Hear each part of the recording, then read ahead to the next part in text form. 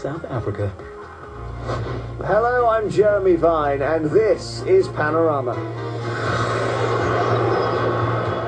It was Africa's dream, a renaissance triggered by the end of white rule on the continent. But what happened to Mandela's legacy? This is what Mandela spent 27 years in jail for, so you could go around killing people? No. I'm surprised that they don't say to hell with Mandela and to hell with Tutu and go on the rampage. And how did political leadership pass from Mandela to this man? A lot of people think you're a crook. Is that so? I want to see those people, like, I must tell me why they think I'm a crook.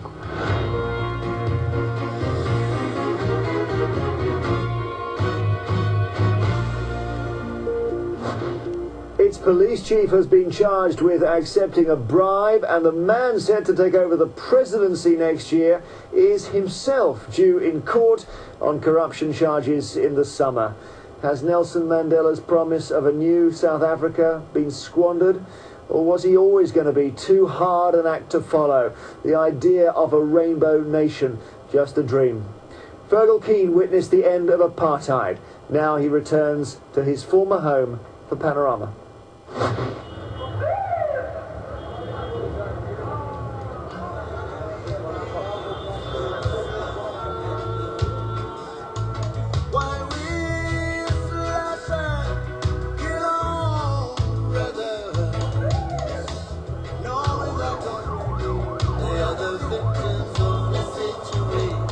Lucky Dube was South Africa's most popular singer, the country's equivalent of Bob Marley.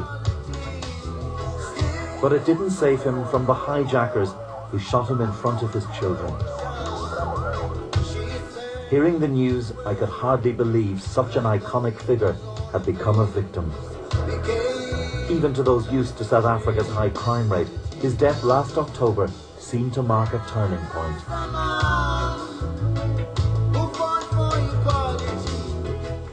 This man was Lucky Dube's closest friend.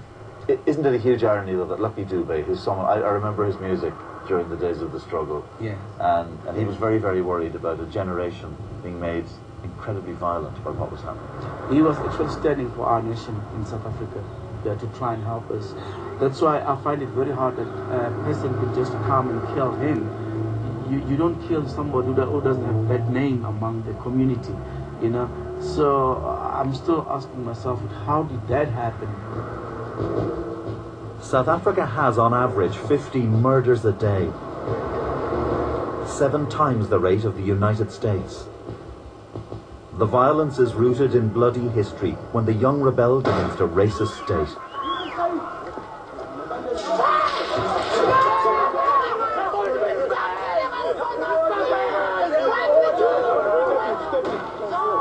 They fought police who preserved white rule through violence. In townships reduced to anarchy, I saw friends killed. It all helped to create gangs who would kill without pity. How are you, man? Good to see you. Very good. How are your children? They're great. Nobel Prize winner Desmond Tutu is the moral conscience of the nation and frightened by the crime explosion. We somehow have lost this wonderful sense of the value of human life. You see it in the kind of crimes that are happening. People just shooting as if it was at a firing range instead of, I mean, that the targets are sentient beings like themselves.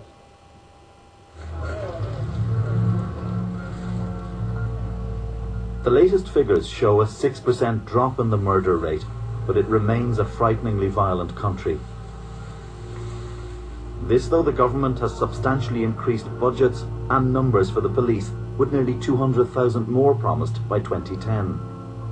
But public confidence isn't helped when the National Police Chief is charged with taking bribes from a gangster, or when the ANC votes to get rid of the country's top anti-corruption unit. It is the poor in the townships who suffer most from the criminal gangs, many of whom are young, out of work and out of control.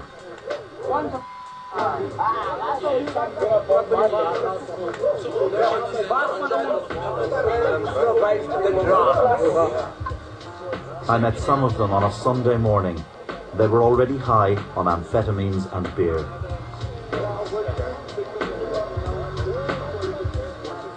So if you want to do stealing, you need a weapon, huh? How easy? How easy is it to get a gun? It's easy. It's easy. It's like a split second. It's split second. But you see, here's what I can't understand, and I've known this country for a long time. It's just the ease with which people kill nowadays. Yeah. Sometimes. How does that happen? How do you... Listen, when I get a, let him talk for a second, and then I come to you. Listen, when I get a firearm, I can go to town now. I can take your car. Your double cab. Would it bother you to kill me to get the car?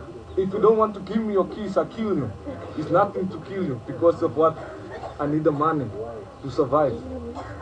You see, I need the money. You see, no, it feels like using a gun. Like There's no feeling. There's no feeling. It's just yourself. You're big man, you're the big boss. You see, like you got a gun, no one will tell you shit. If you got a gun, you of what? No one can tell you. If you said me, I took out my firearm and I shoot you in your ass, then what would you say? You dead. I will took everything of your own. If you don't get money, you're nothing. If you don't get a car, you're nothing.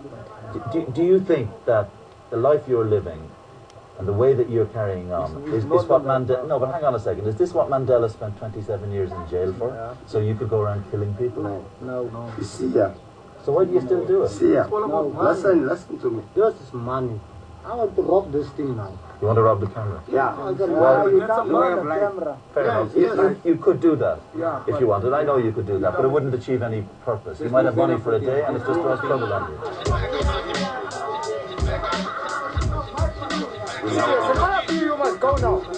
When they suggested stealing the camera, we decided to leave. Crime is being fueled by another legacy of apartheid, poverty. There's democracy, free speech and economic growth, but real wealth is in the hands of a few. Even though millions more now access electricity and water, 2 million new homes have been built, and there are grants for the poorest of the poor, the growing economy hasn't delivered jobs. Official figures say 25% are out of work, though many economists estimate it could be as high as 40%. Millions of South Africans still live in squatter camps. Hello. Sunday afternoon and so ever.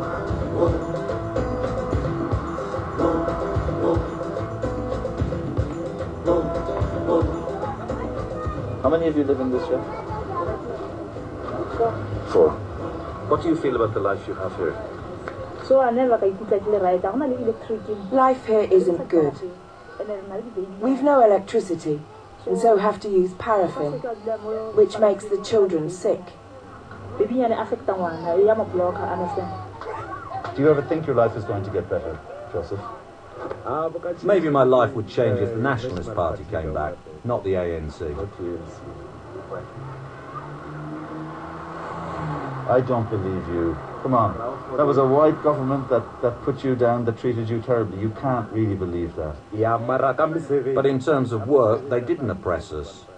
We didn't struggle for work then.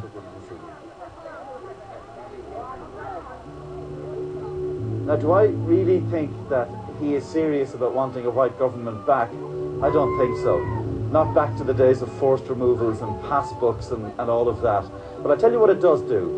When you listen to somebody expressing that kind of anger and frustration, you really get a sense of how the ANC, the people at the top, the elite, have drifted away from their core constituency. The people of the squatter camps. South Africa's dispossessed.